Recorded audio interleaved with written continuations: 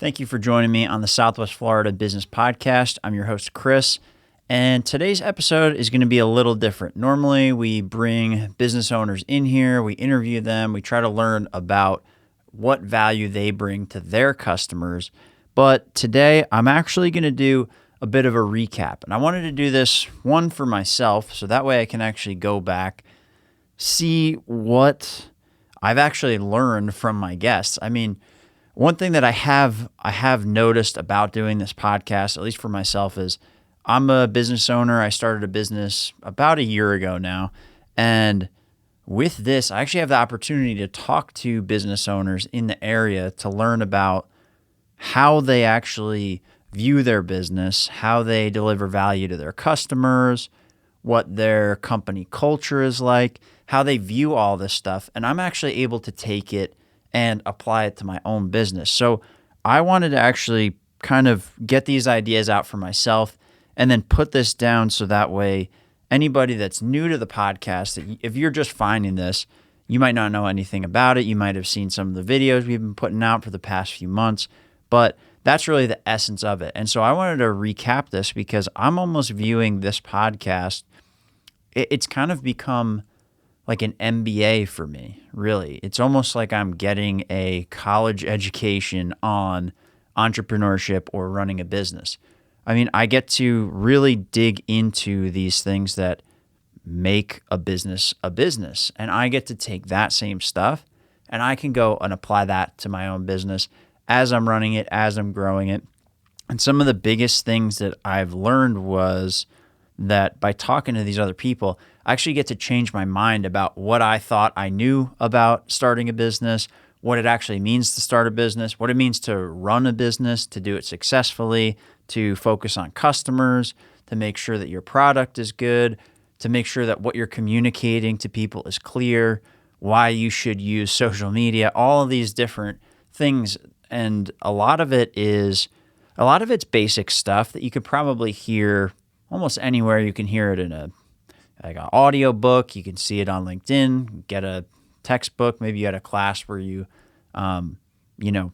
learn some of this stuff, but actually hearing it from the actual business owners themselves, this makes it so much more tangible for me. It's something that I can actually attach myself to.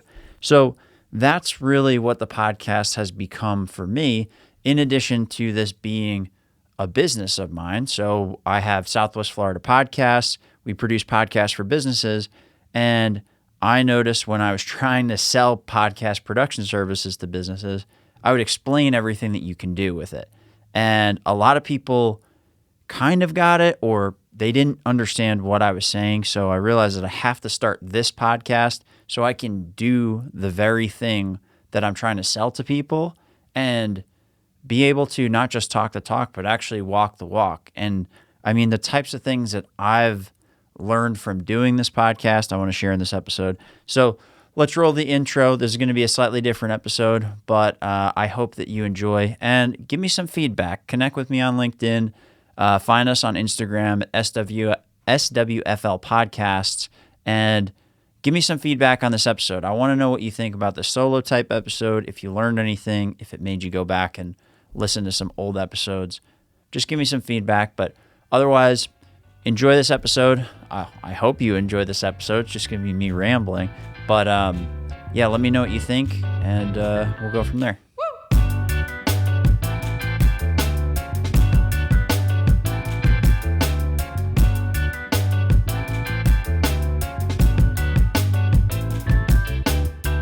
This episode is brought to you by Southwest Florida Podcasts. If you're a business in Southwest Florida and you want to use a podcast to grow your business, scan the QR code on your screen or visit the link in the show notes at www.swflpodcast.com. Enjoy the show. All right, cool. So let's dig into it here. I kind of wanted to talk about, really, the way that I've got this structured is I'm going to go through at least a handful of the different guests that we've had, and I want to highlight some of the main things that I learned from them that either I've been able to implement or that I now want to implement because maybe I didn't even know this was a thing or an option. So I want to be able to kind of capture that for you as a new listener, maybe give you some specific episode to go check out, or just carry this information forward and use it however you see fit.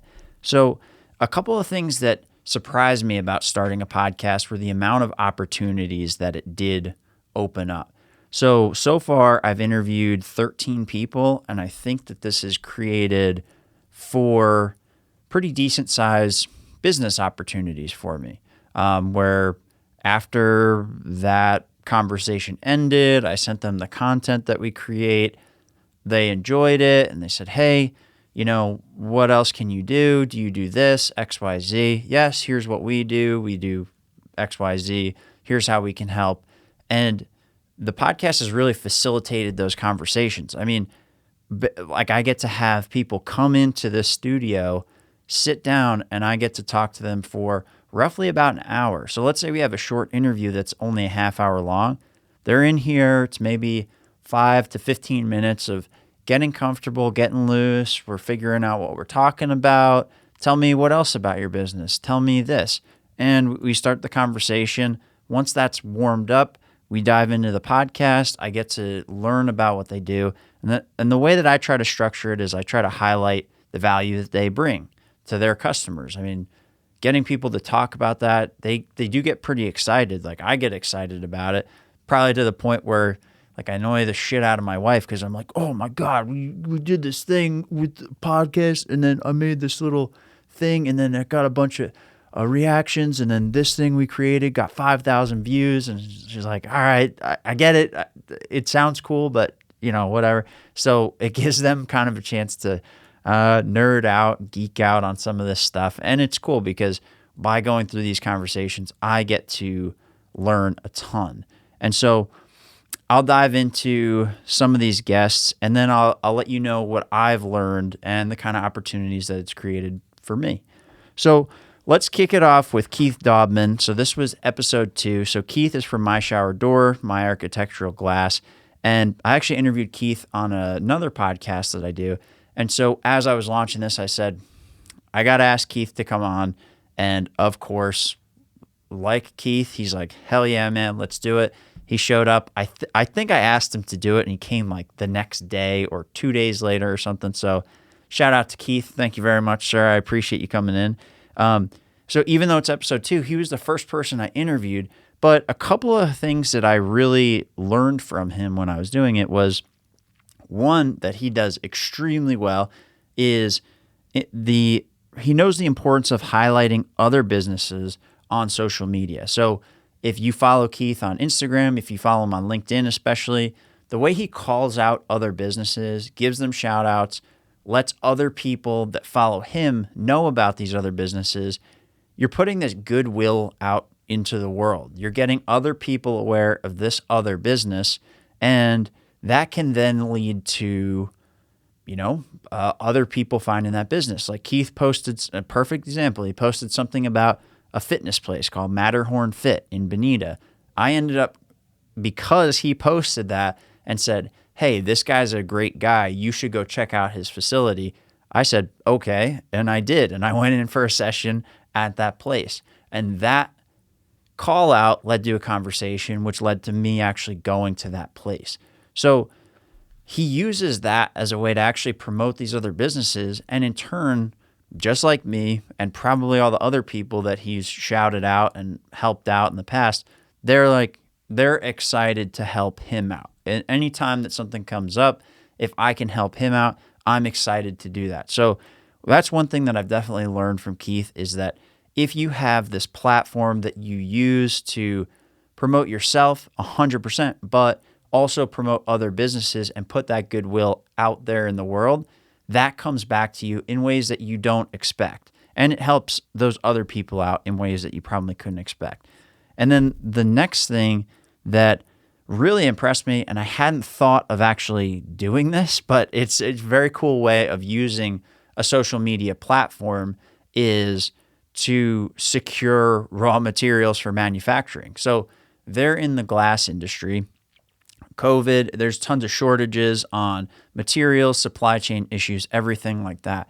But because Keith over the years has built this powerful social media platform, he now has a platform to elevate other brands. And so he told me that when he went to one of the latest trade shows that they went to, one of his big missions was actually securing raw materials for their manufacturing plants.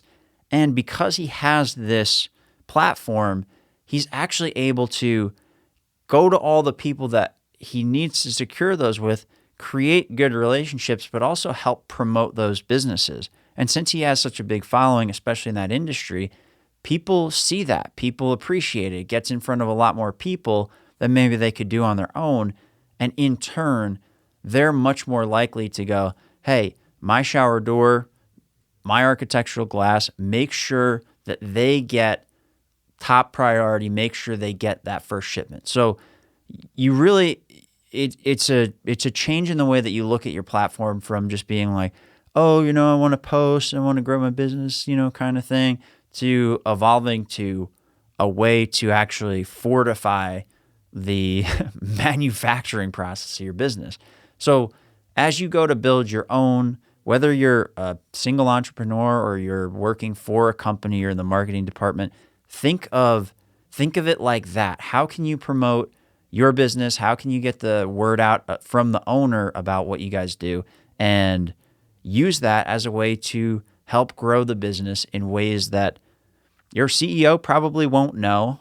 But if you can build it, and then next time trade show comes around, you can use that as a way to secure materials for, manufacturing or whatever that version is for your business, try it. So don't sleep on the social media stuff. Personally, I hate social media. I don't like that I look at it and I get lost in the feed and I just endless scrolling. I hate that aspect. I understand why businesses hate it, because creating content sucks. It takes a long time, and I get it. But if you can do it with strategy and you can stay consistent, it can have a lot of benefits.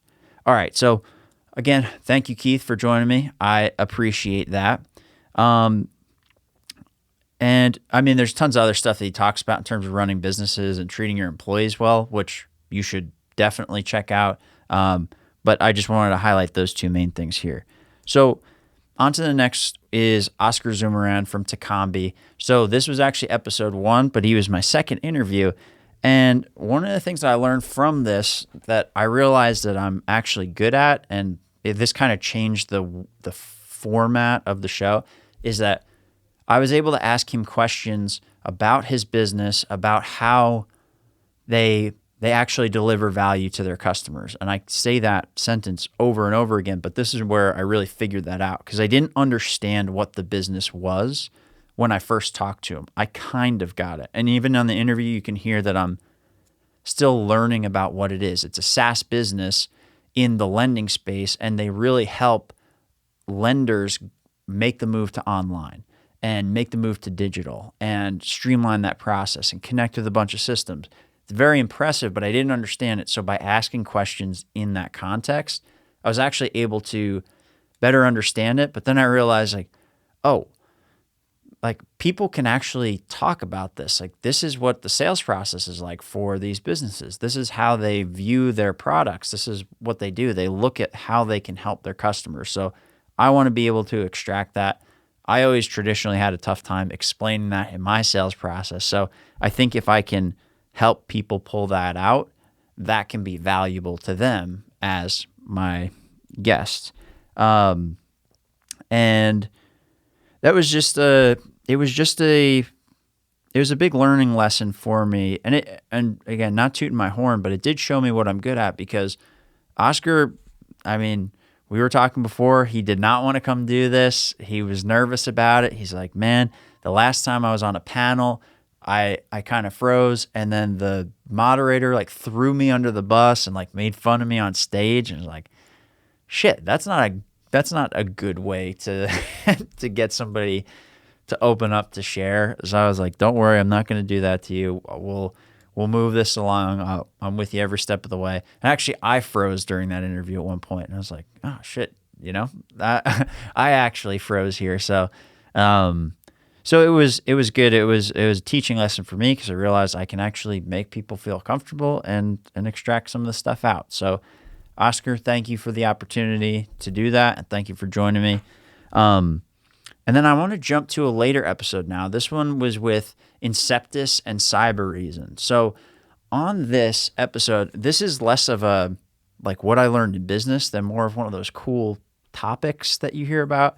So I learned that 81% of ransomware attack victims get targeted again. And I was like, okay, I'd heard of ransomware where basically these groups come in, they lock up all your stuff, and then you have to pay them, usually in crypto of some sort, to unlock it. They give you your files back, but really they give it back to you. It's a mess. Not all of them are unlocked. You still have to spend tens, hundreds of thousands of dollars to de-encrypt that. I don't even know how the process works. So it was a good learning lesson because it's now got me aware in an early stage of my business that I have to look out for this stuff. This is real. But the reason why 81% of these ransomware attack victims get attacked again is because the way that industry is structured, and it's all criminal, but it's like a criminal enterprise. It's a criminal industry. One group, this hacker group of criminals, will go in, they'll attack, and they'll do all this stuff. It's almost like it's their job. I can imagine somebody in a CRM like, okay, today we're going to go attack company A, and what weaknesses did you note? Blah blah blah. This and this. So they take that information after they've extracted the money from you. They know you're willing to pay, and then they take that info and they sell it on the dark web, whatever that means. But they sell that information to other hacker groups who then go, knowing your same vulnerabilities in your system, they'll go and attack again. So after you get ransomware by one group, they sell that information to another hacker group, and then that hacker group will go after. And so it's almost amazing how business-like that is. That's what throws me for a loop there, that it's so business-like, of like a transaction. It's like a referral program. These people have like an affiliate program. Like, oh, have you stolen these people's data? Well, give us a call. We may be interested in buying it. And yeah, it was pretty wild to learn about that. But again, so keeping on the same episode, but unrelated from that topic, one of the really interesting things that I learned from doing this is we were able to have two people from a local company that were from the executive positions, John and Lee. And then we were also able on the TV to port in Sam, who's the chief security officer from Cybereason, and he was able to join us remotely. But being able to, honestly, even to be in the room, from my perspective, talking to these people and learning this kind of stuff from their perspective, right? I get maybe some sort of filter because it's public, so maybe they won't curse as much or something, but like almost an unfiltered view into the cybersecurity world, what these people are thinking of, how they position these conversations with the executive team. Are we talking about cybersecurity, or are we talking about a risk assessment? Listen to the episode, you'll see what I mean on how they think of this stuff. But it was very interesting to be able to be in a room, and even remotely, but a room full of executives who are experts in this space. And I got the chance to basically throw out a handful of questions and let them run with it, because I don't know what the hell I'm talking about with this, but I can follow it. I can ask the questions to kind of reground it to my dumb level and then keep it moving. But one of the cool things about this was the opportunity that it opened up was that I put out a clip, and it was Sam saying this exact thing, the 81%. And so Sam goes and he reshares that on his LinkedIn. And then a bunch of people in the cybersecurity industry liked that on his page. And then there's probably about 8 other people that actually reshared that same post. And so I looked at it. I think the numbers, and including my own, but that clip alone of this podcast reached well over 4,000 people on LinkedIn. I mean, it was crazy that you could put a clip out there, you can share it and reshare it. It goes out to all these people. So you really don't know how your podcast is going to be consumed. You don't know if people are going to listen to the whole episode. You don't know if they're going to listen to a clip. You don't know where they're going to find it or how. People will share things. You can come up with a great plan and you can get it to as many stations around your fortress as possible, but then you got to kind of let the universe run with it. But the thing is, if I didn't have those things posted at those stations, that wouldn't have gone anywhere. And so by that happening, he sees the value. He wants to do it again. The two guests that were in studio, they see the value, and that's opened up other conversations for business opportunities, things like that. So as you put this stuff out there, you see the reactions that people get, and you start seeing the value that you're creating with this stuff. So yeah, Inceptus, Cybereason, John, Lee, Camilla, Sam, thank you guys for joining me. I appreciate that. And that was episode 10. So let's move on to episode 7, which was Bryan Durkin. And this one was especially helpful to me, not just for what we talked about on the episode, but for before, during the episode, and then after the fact. So I have a bunch to say about this one, but funny enough, and Bryan, you might not know this, but when I first connected with him, it was actually from interviewing Keith. Keith put something out, Bryan saw it and reached out to me. And when we were first talking, like I wasn't annoyed that it wasn't like, oh, I can't believe you're saying this. It was just Bryan was being so honest with me as a new entrepreneur that it was like undeniable that I was buying into my own bullshit type stuff. And he would ask me questions and I'd be like, I guess I don't know. So one of the main things that I actually really learned from my time spent with him, and then now we're still working together, doing stuff, planning stuff for the future, and then and his son is now my intern. So Sean, if you end up editing this, yeah, welcome to the show. You're featured. But a big thing was it was challenging my limiting beliefs. When I started this podcast, when I started this business, I kind of had an idea in mind of what I wanted it to be. I wanted to be able to do X, so I can go do jiu-jitsu, I can go make music, I can do all this stuff, which I still want to do. But the way that I was looking at how I have this business set up and how I have it structured, I was really limiting what it could be, and I was actually making it so small and undervaluing it so much that even if I wanted to make time for music and jiu-jitsu and make sure I have time for the baby and my wife, like all these things that are important to me, like I wouldn't be able to do it based on the way that my mindset was. So really before the show, he kind of got me thinking about this stuff while we were talking on the episode. One thing that he brought up was that I don't need to be the one to do everything in my business. I was trying to do everything in my business because I was the only person in my business. And he's like, look, if you want to grow your business, if you want to succeed with this stuff, you can't be the only one doing everything. I don't have the time for it, but it's not my area of expertise. And that's never stopped me from doing stuff. I enjoy testing things out, trying new things. That's honestly how I ended up where I'm at, just because I am willing to try things that I'm not an expert at. But he did get me thinking like, okay, you started it. You got all that stuff. It's up and running. You're doing it well.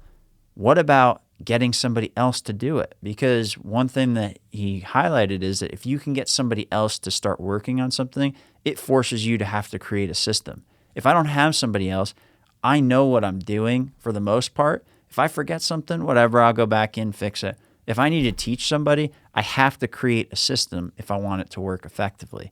And so I was very hesitant to bring other people on or do anything like that because I felt like it would be restrictive and then I'll have this business and I'll be here all the time. But really, the path I was going on my own, trying to do everything myself, I would have ended up there 100%. So that was very helpful to have him pretty much call me on my bullshit of how I viewed some of this stuff. And it did let me see the bigger picture. And then continuing on that, after the fact, Bryan invited me to be part of a mastermind group in Naples where we sat down for 2 days. It was 11 business owners from all over the country.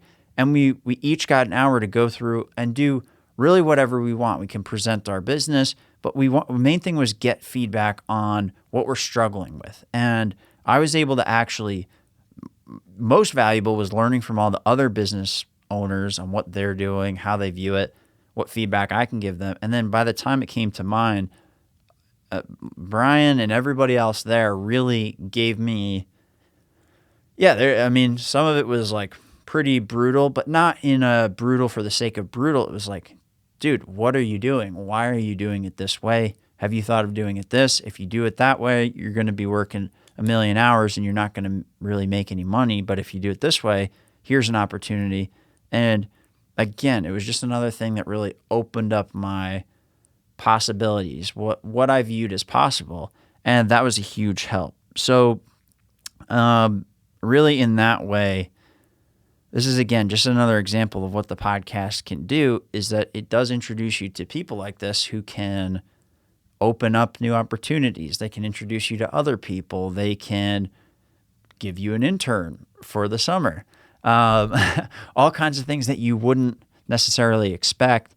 And then that is, that's also leading to future revenue as well. Like we may end up partnering on some stuff to create content for business owners. So that's one of those aspects of starting a podcast that is just, it's hard to quantify, but if you're in it and you're going down this path, you can create a lot of opportunities for yourself. So Bryan, thank you very much. I appreciate all the help.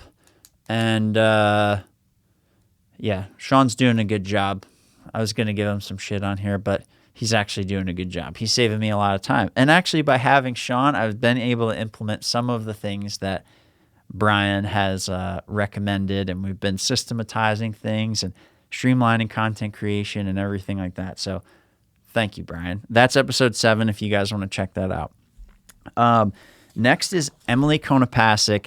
That was episode 6. And in addition to being one of the funniest interviews that we've done, because she's hilarious, I actually learned a lot about like building wealth. And one of the things that we dove into throughout was kind of like the craziness of the housing market. And that's been nuts for a few months. I think that's starting to tamp down. I don't think we're going to have like a crash there, but anyway, so we talk about some of that. It's very interesting, and she has some really good insights, especially if you have no idea anything about real estate like I didn't. So, but one of the interesting things that she's doing to build wealth is actually through rental properties. So, building wealth with rental properties, you can invest in these things.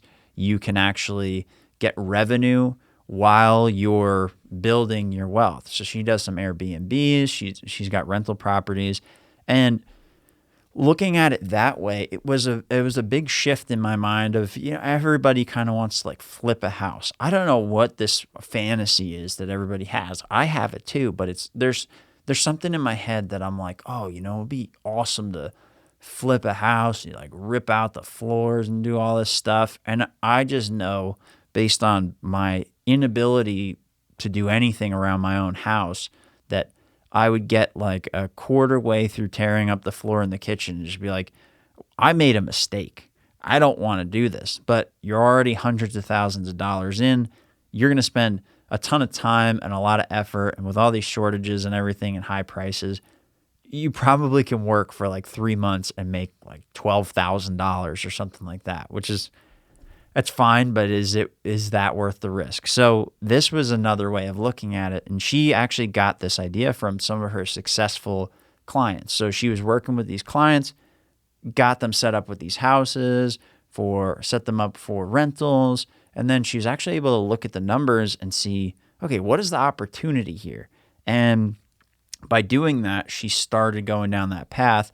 And so she has some funny stories about the Airbnb and what she's encountered there. But I was very intrigued by the approach of buying these for rental properties and growing like a little mini empire. So right now, this is not a top focus for me. I am in a 1-year-old business, but I have other things that I need to focus on in order to grow this business and get more revenue coming in and hit the revenue targets that I have for this business. And fortunately, some of the new services we have are accelerating that way faster than I thought. So that's pretty awesome. But we're in the thick of that, and I don't have time to just be like, all right, let me go look at rental properties. As soon as I'm out of this phase, that's when I think I'm going to start looking at this, because it's easier than I would have thought. I would have thought, since I own my own business, that I couldn't get any financing, anything like that.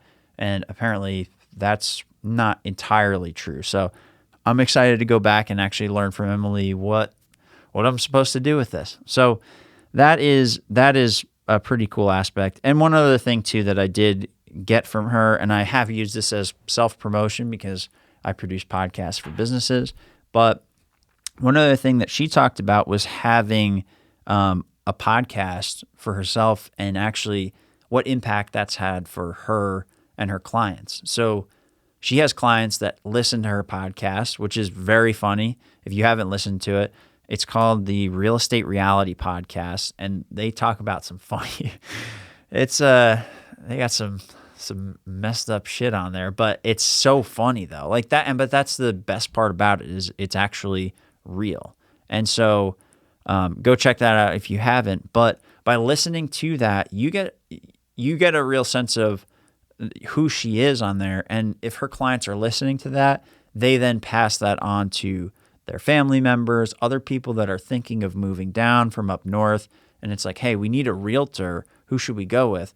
All right, let's go with Emily. I listened to her for 50 minutes. I listened to 3 episodes of her. She's really funny. She seems like she knows what she's talking about. All right, help me find a house. And you get out of this zone of like, who should I pick? What should I do? To like, I am going to work with you. Tell me what I should do. It shortens that kind of sales cycle, that kind of trust building, relationship building aspect of it. So that was cool to learn from her.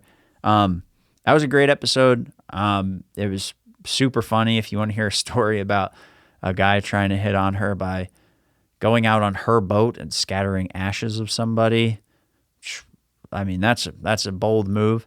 Go check that out. That's episode 6. And again, Emily, thank you for joining us on the show. Really appreciate it. It was very cool to learn some about some of this stuff. So thank you. Let's see where we're at time-wise. I've been rambling for a bit. I think we're on pace though. I'll try to keep this tidy for you guys. So the next episode I want to shout out is for Melanie Wilson. This was episode 8, and one of the things that I was actually able to take from her and apply it to my own business, and it might sound like they don't correlate because one is about kind of trauma and therapy and kind of an advanced therapy, and mine is about content creation for business owners. But here's how I learned it. For this episode, we talked about some of the things that she struggled with and how that led to the situation that then led to her business now, She'll Rise. And so by going through these struggles, having the previous life she had, going through these struggles, and then pretty much rebuilding from there, she has gone through the process. She knows what it's like to be in that position. So for her ideal client, because she's been in their shoes, it's a client, they've been in therapy and on medication, and there's still no change. And from the episode, they're fed up, exhausted. They're tired of doing all these things, feeling crappy, and not seeing the results. And because she's been there and she hit a rock bottom and was able to regrow and move up from there, she has actually gone through that process, and she can help other people go through that and change their life and have a sense of purpose, have a sense of meaning, lose the anxiety all the time, and really work through that stuff. It's a never-ending process, but give you the tools to actually face every day and keep moving. And because she went through that, she's able to then help her customers achieve that same result. Now, this is just how my brain works, and it seems not related. But for me, I apply the same thing to content creation for our business. I have gone through, I've started a video podcast, I've made videos for myself, I've done all this stuff, all with the purpose of growing my business and doing these things. I am doing this as my business, but it takes a lot of time. I don't really enjoy it for myself. Not that I don't enjoy the creation of it, but the actual strategic piece of coming up with ideas, trying to figure it out, spending tons of time trying to write the copy for stuff. What should I film? When I sit in front of the camera by myself, I'm nervous, and then it's like, all right, what do I talk about? All right, let me do 30 takes because I don't really know what I should say, blah, blah, blah. And I realized like, oh, I've already gone through this process and I've figured out how to create valuable content for businesses that allows them to sell, things like that. Let me go out and find out if there are other business owners that struggle with this same thing and tell them about what I do and see if they'd find that valuable. And that was actually a huge shift for me in really the past month, was taking that approach of what do they struggle with? What do I do? What do I know that works? And how do I help them do that or take it off their plate entirely? And I know that it sounds weird that I would get that from her process, but really that's how I look at this stuff. That's how she delivers value. She takes her own experiences, and this is how I can deliver value to my customers by taking my own experiences of things I've struggled with and help get them to the next level to get to where they want to be. And so that's kind of what I took from it. The rest of the episode is great. We dive into really her backstory, how the business started. And I mean, especially if you're a successful person and you struggle with anxiety, whatever it might be, things like imposter syndrome is a big one. If you struggle with that stuff, go back and listen to that episode, because Melanie is like super successful, was super successful, hit this rock bottom, and then was able to grow back and like really do some pretty incredible shit. And go check it out, because if you think that like, oh, everything's, I should just be better, whatever, that's fine. It's, in a lot of ways, I think it's good that that's your disposition, because you're going to keep moving forward. But also you got to know when you need to actually take a step back and say, all right, something's wrong. I got to fix this. Go listen to that episode. It's very eye-opening, and it happens to successful people too, is what I'll say. So Melanie, thank you again for joining me. I appreciate it. That's episode 8 if you want to go check it out. Episode 9 with my brother Greg Heine. We'll keep this short and sweet, but he's a real bastard, and that's all I learned from that episode. But if you're a sales rep in the SaaS space, you should go listen to this episode, because Greg has been selling SaaS software in aviation for at least 10 years, and then now in the marine space. And just listen to the way that he talks about his understanding of what the customer's pain points are, and then how the software actually helps solve that. So if you're in the SaaS space, you're a SaaS salesperson, go listen to that, figure it out, because I've been able to listen to him give pitches. It helps me, and we share an office, so I still hear him giving these pitches now in the marine space and not just aviation. And the way that he's able to position it and let people know that he understands what pain they have and how it can solve it. I mean, people understand exactly what he's talking about, and they want to move ahead, and they want to buy it, and they want to start solving the problem.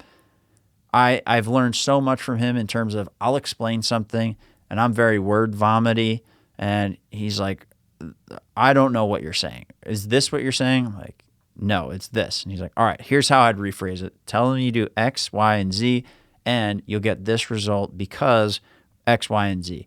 And once I implement some of the stuff in my business, I mean, this new service that we've launched just 3 weeks ago, We already have a bunch of customers that have either done it or are signed up to do it. And I mean, every time I kind of listen to his advice, my revenue not always doubles, but in some cases it doubles. So if you are in the sales space and you want to figure out how to clarify your message, go check out that episode. It's episode 9. It's a good one. And that's the only nice things I'll say about Greg. That's it. All right. Last 2 coming in for the home stretch. Tel Construction, episode 11. This was very cool to have the opportunity to talk to Molly and Howard on this because, I mean, it was pretty crazy to learn that they finished that Fort Myers Beach roadwork project years ahead of schedule. And then after talking to them, I totally understood why. So what I learned from them is their approach to this project and the level of in-depth work that it took and the level of coordination. It's not something that happens by accident. You can tell that based on their philosophy, how they look at doing the job, how they look at planning and coordinating with other vendors, how they look at customer service, what they feel that they have the responsibility to do and the quality of work that they need to kind of live up to. That is really what made that project happen and get done ahead of schedule. So I would say go back and listen to that episode if you want to know the details of how the project worked. But because of the way that they worked and they revised it, it was broken up into 6 chunks. The project was 6 chunks. They did project section 1. They learned a lot. They applied what they learned to section 2. They went through and did it, and they learned even more. And because they had learned so much by doing 1 and 2, they were actually able to combine 3 and 4 and then combine 5 and 6. So those 4 phases, they were able to shrink down into just 2 and keep it moving. But one thing that highlights all this is the customer service aspect. So he said customer service is really one of the most important things for us. And by getting a contract from the county or whoever was the contract owner, I can't remember the details, but the residents of that area, by extension, are our customers, so we have to take care of them. And so what they would do as they would plan to go to these next sections of the project is if they had to tear up somebody's driveway, they had to tear up somebody's mailbox, whatever it might be, interrupt their lives for 2, 3, 4 weeks, their project managers would actually go out, knock on the doors of the homes of the people that they were going to interrupt and disrupt and say, hey, here's our direct number. This isn't just like a general line that this goes to. If you have a problem, you can call us and you can get somebody on the phone. And that goes a long way. And so by having that relationship with their, I'd say quote customers, but that's how they view it, is those residents are their customers, you get so much more goodwill from the people in that area. If something goes wrong, somebody can fix it. And having that accountability on a personal level is huge. And we all deal with terrible customer service all the time. We've almost come to expect it. So that was very cool for me to hear that they prioritize that so much. So I hope that I can take that same level and apply it to my customers. And I'll talk about that when I talk about Matt Barnhart's episode next. But one of the other pieces that I really liked from this is that they want the people that have the right attitude. And I know everybody says that, but that said, after talking with them again, it was like, okay, they actually seem to live this, right? So they talked about, we can teach you the skills, but you have to bring everything else. You have to bring the integrity, you have to bring the honesty, you have to bring the hard work, all of these things. And as I'm starting to grow my business and starting to look for employees to work for me, I start thinking about all these different aspects. And as I try to figure out what would be the best strategic hire type thing and what would I look for in people, like, yes, skills are definitely a piece of it, but I more need somebody with the right mindset that can actually plug into what I'm doing and wants to go along with this mission that I'm on. And it was nice to hear that from a company that is pretty big. They have a bunch of employees and they have subcontractors, things like that. So it's cool to see the people that work for them, how they view that and how they're willing to actually teach them the skills, but they're stringent on who can work for them in terms of the attitude. And as I grow my business, I want to apply that same piece to mine. So I'm probably not even doing this episode justice, but go back and listen to this. This was a very cool interview to do. And that was episode 11. That was Tel Construction. So go check it out. I hope you enjoy it. And then we'll kind of come to the final episode that we'll talk about. We didn't end up getting everybody, but one that we just did was with Matt Barnhart from Amp Shots Media. And two things stood out to me about this episode. One was doing an excellent job and making it memorable for your customers, and then meeting your customers where they're at so they can actually grow and you can grow with them. So for the excellent job, he tells the story about how their slogan got to be a level above. So go listen to the episode to hear it, but more or less it was he was working for somebody, he got an opportunity, he went, he did it as best as he could, he communicated with them, he put effort into it, and he did it at a level that he was proud of. And the guy that he was working for came back to him and said, I've never gotten work that was done this well. You went a level above and you were clear, you were friendly, you did all these things, and I want to continue working with you. And that guy ended up becoming a customer, introduced him to other people. And so by doing an excellent job, he was actually able to create opportunities beyond just this particular thing. So it's not worrying about, well, it took a little extra time or it did this, blah, blah, blah. No, it's like, let me go in, do an excellent job, do this as best as I can, and then deliver it in a way that is professional, that's friendly, they can communicate with me easily, and that opens up the door to so many things. And that and then his view on meeting your customers where they're at so they can grow, and then you can grow with them.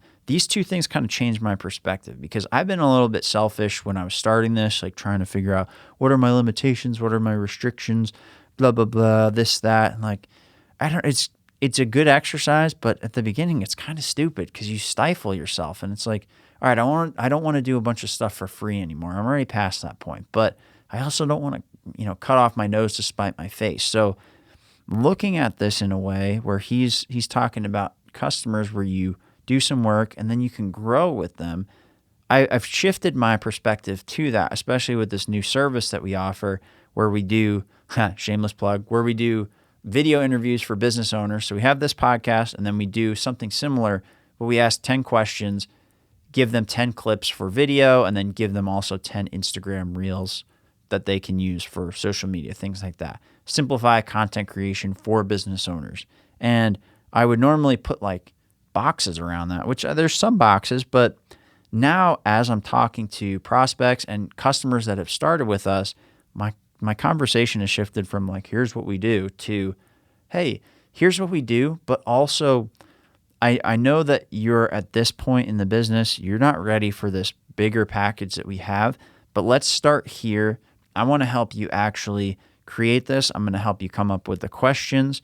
Tell me a little bit about your business. Why are you trying to do this particular thing? What's the main message that you want to do? All right, let's film this. And then, okay, here's the content. And now, hey, I did this extra thing because I want you to try this out. Let me know what this looks like when you deploy it. If you put it on Facebook and then put it on LinkedIn, what does this look like? I'm rambling now, but the whole point is I'm now digging into where my customers are at and I'm meeting them there because they don't know all the stuff that I know about putting this content out. Like if they haven't done it because it's too much of a pain in the ass, I've already gotten past those breakers. I know what it looks like to put this stuff out. I know how to engage with people. And if I can teach my customers that will grow into bigger contracts because they'll start seeing the value. And then, oh, damn, dude, we did this for 2 months and I just got $10,000 in new business. All right, let's keep this going. The price goes up, all these kind of things. Oh, well, do this for them. Oh, let me introduce you here and let this grow. So as they grow their business, I can grow mine as well. And that was a great mindset shift for me. Maybe for you, you say, oh, that's obvious, but it's not all this stuff is obvious to me. So I appreciate that. And again, episode 13 with Matt Barnhart from Amp Shots Media. It was a great interview. I love doing it. And I've been talking to Matt after the fact. And I got to tell you, just in terms of being willing to teach me camera equipment and talk me through this stuff and, promoting the show and everything, it's been awesome. So I can't say enough good things about Matt and Amp Shots. So yeah, that's primarily it. And thank you for listening to this episode. I know I've been rambling for a while, but we're pretty much right on schedule. So guys, if you have any questions about this, or you want to give me some feedback, or you liked it or disliked it, or want to know anything about podcasting for business, send me a message, reach out. I'm happy to help. And actually in the show notes, we have the link to book an intro call if you want to start a podcast or get interviewed for the business podcast or do these video interview services. But if you just have questions about podcast equipment, what do I talk about? Who should I talk to? Things like that. Give me a shout. Reach me there. Reach me on Instagram at SWFL Podcast. Reach me on LinkedIn at Chris Heine. I'd be happy to help. I enjoy doing this stuff. I've learned a ton. I see a ton of value in this that a lot of people don't really see yet. And the people that are seeing it now there's going to be a lot of benefit to it. People think that podcasts are saturated and things like that. Maybe. I mean, there's 2 million podcasts out there, but I think only like 500,000 of them, maybe less, have any episodes posted in the last 60 days.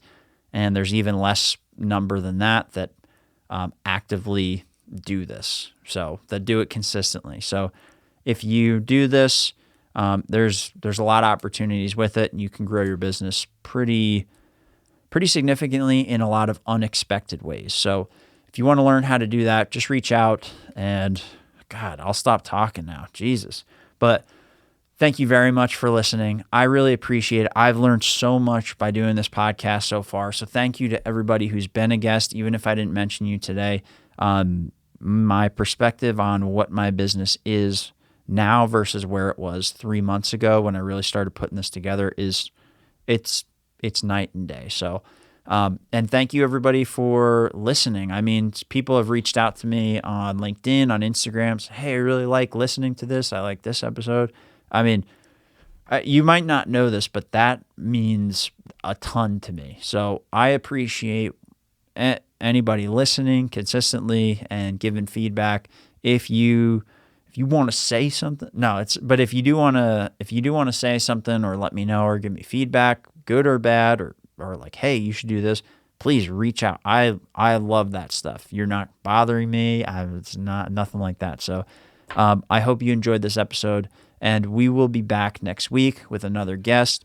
And maybe we'll do this like once a quarter. We'll check in and we'll see what we learned. But otherwise, have a good one, and we'll see you next time.